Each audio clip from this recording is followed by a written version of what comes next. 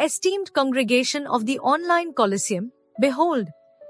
Today we find ourselves tangled in a web of intellectual sparring as streamer Atrioc takes on two monolithic figures in the online discourse landscape, Lex Fridman, the podcaster cum philosopher with all the dynamism of a meditation app, and Destiny, the sharpened debater who is, to many, an acquired taste.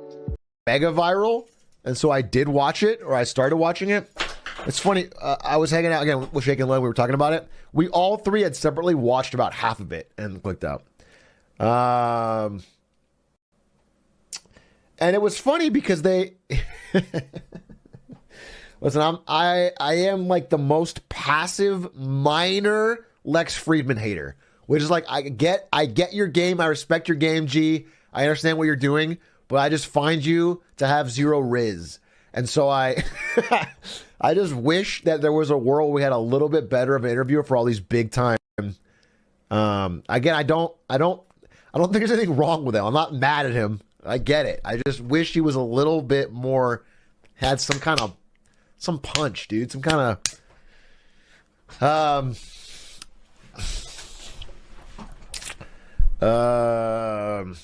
and so that was, I mean, he said like 4 words the whole debate, and then he picked 2 guests that make for a great thumbnail, you know, but in the end, remarkably, are very similar people that agree on a lot. Bro, if you're gonna put, listen, I am not getting into this subject, I swear to God, because for me, it's not worth it. I don't want to talk about it.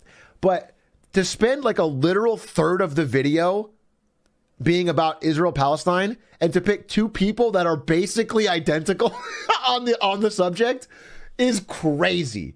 That's crazy. Like that, if you want to have them debate on something, then pick different topics that they disagree on. It was so much of the video was that being the subject, and they were just going back and forth with minor disagreements about tiny details, but like overall, that's not a debate, bro. That was crazy. So yeah. That being said, I will say one thing. I'm just gonna be honest.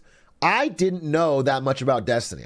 I have had probably the wrong impression of Destiny before this. All I knew about Destiny, but prior to seeing this, was that he did the thing where he refused to not say the N-word. Which is like all that I've known.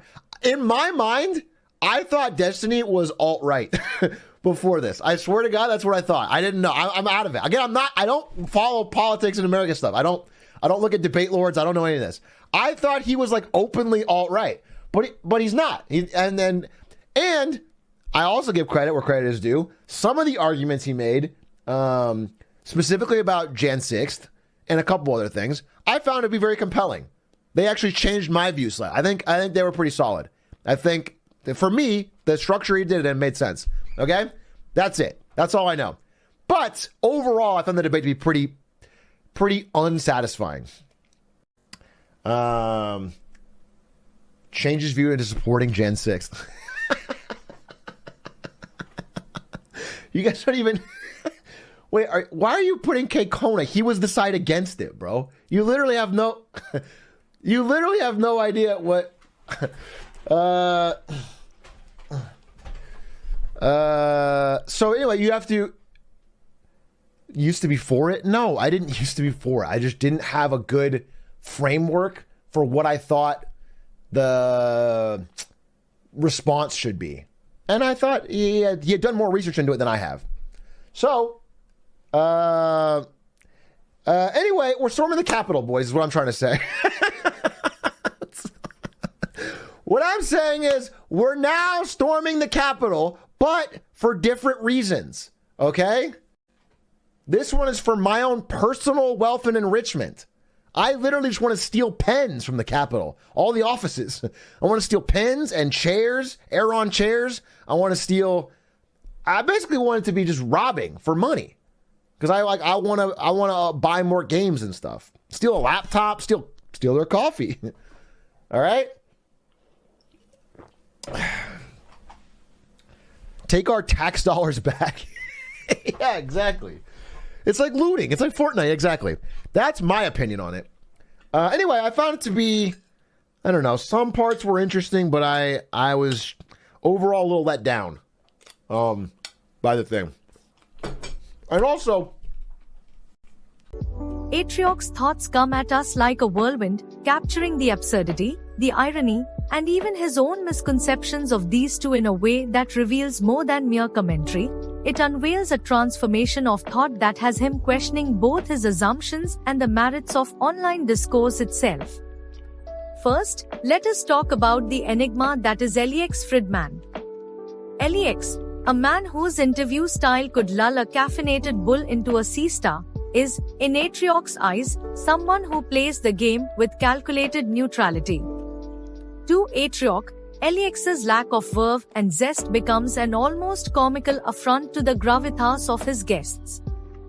Here we have Lex inviting intellectual heavyweights, promising philosophical duels of epic proportions, only for the encounter to feel like two kittens pawing softly in a room padded with bubble wrap.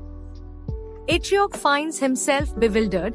Where is the punch, the pizzazz, the intellectual spice that such topics demand? This is where Atrioc's critique of Lex intensifies. To Atrioc, Lex's choice of guests and topics is not a high-minded pursuit of truth, but a strategic game of thumbnail gold, episodes crafted more for viral clicks than genuine debate. The stakes are set, major topics like the Israel-Palestine debate are raised, yet Lex invites guests who share views so similar that they might as well be discussing the weather. To Atrioc, it's as if Lex has organized a prize fight but replaced the gloves with pillows. What should be a fiery exchange of ideas is reduced to mild agreement, and Atrioc cannot hide his frustration. But if Lex Fridman is the avatar of passive neutrality, Destiny is his dialectical antithesis, a provocator who thrives on the battlefield of debate, unsparing and unapologetically direct. For Atrioc, Destiny was initially a figure cloaked in assumptions and misunderstandings. Until recently, Atrioc had written Destiny off, mistaking him as an alt-right provocator, a perception that, upon closer inspection, reveals itself to be a colossal misjudgment. Destiny, Atrioc realizes, is anything but a simple ideologue. Rather, he's a complex, if often polarizing, personality who is capable of articulating arguments that Atrioc found unexpectedly persuasive. But what a revelation it is! To Atrioc's astonishment, Destiny's arguments on issues like 6th January and American politics not only resonated but also challenged Atrioc's own beliefs. Here, we see Atrioc wrestling with his cognitive dissonance, coming to grips with the reality that his perception of Destiny had been not only shallow but fundamentally flawed.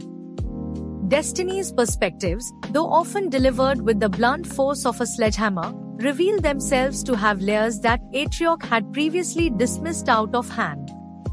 And thus, we find ourselves at a pivotal moment in Atrioc's journey, the realization that his previous views on Destiny were, in essence, shaped by hearsay and preconceived notions.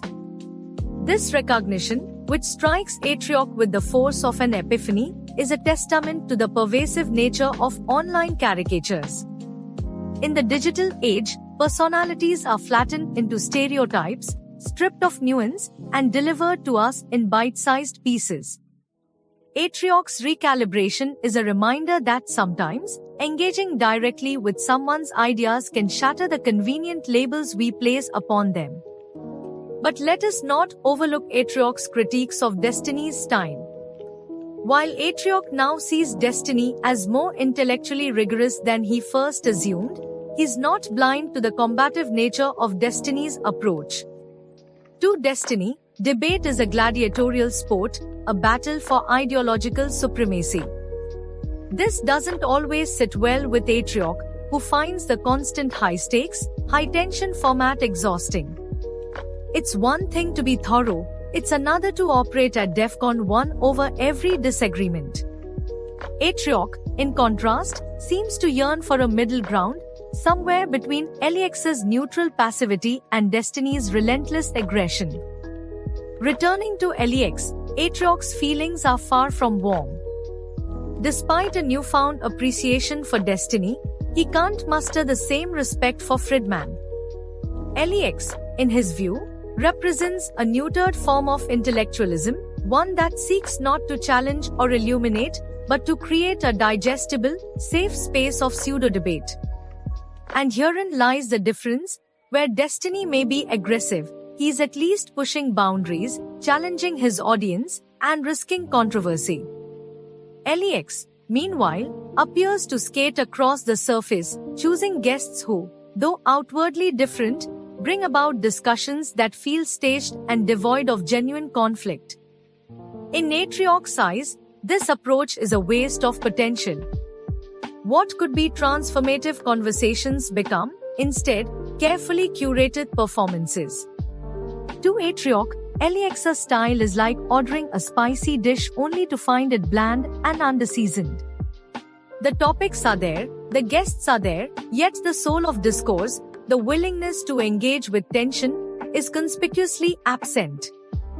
For Atrioc, this failure is emblematic of an internet culture that values virality over substance, clicks over content. And so, we see Atrioc grappling with his own biases.